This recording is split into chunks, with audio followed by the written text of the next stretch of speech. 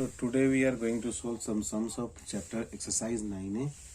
Among them question number 5 is, it is given a triangle is, its name is ABC, and information is angle B is equal to angle C. Since it is isosceles triangle. And one more information is there. This side midpoint is D, means BD is equal to DC. And from here one perpendicular is drawn. From here one perpendicular is drawn. Consider its name is dx, its name is dy. And you have to prove that dx is equal to dy. So we are going to see proof for that. What we'll do, we'll make this triangle congruent to this triangle. So in triangle XBD and triangle YDC, first proof will be this angle is equal to this angle. We'll mark it as 1 and this is 2. So angle 1 is equal to angle 2, 90 degree, that is given. Second proof will be BD is equal to DC. This is also given. And third proof is, since AB is equal to AC, so angle B is equal to angle C given. Angle B is equal to angle C.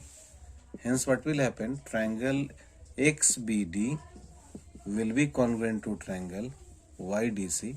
Congruency will be two angles on one side. So AS congruency. AS rule of congruency. Since both the triangles are congruent, hence by CPCT, XD will be equal to YD. dx I am writing, dx is equal to dy, proved. This is first part of the question. We'll see the second part also. Second part of the question says for the same triangle, again the information is same, but case is different.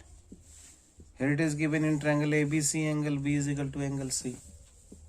And after that what is written, from B1 perpendicular is drawn on AC and from C1 perpendicular is drawn on this one. So consider that this is BX and this is CY such that they are perpendicular. So information is BX is perpendicular to AC and CY is also perpendicular to AB.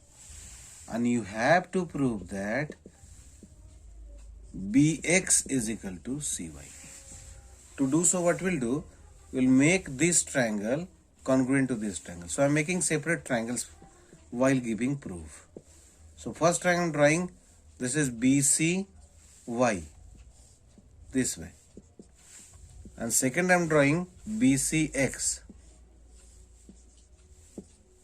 As you know, this angle is right angle. So first proof will be 1 is equal to 2. Second proof will be BC is common to both. This is common. This is this is 90 degree. And third proof will be whole angle B is equal to whole angle C.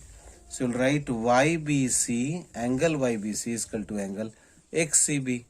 Reason? Since angle B is equal to angle C. So what will happen? Hence triangle YBC is congruent to triangle XBC, XCB. Since both the triangles are congruent, which congruency condition? Angle side. Again the congruency condition is AS. Hence by CPCT what will happen? Length of YC will be equal to length of BX. BX is equal to CY and this is proved.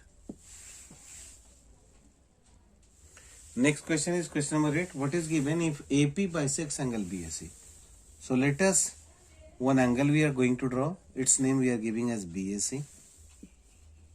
And what is given? AP bisects angle BAC, means AP, this is AP. It is bisecting angle BAC, means angle 1 is equal to angle 2. This is given.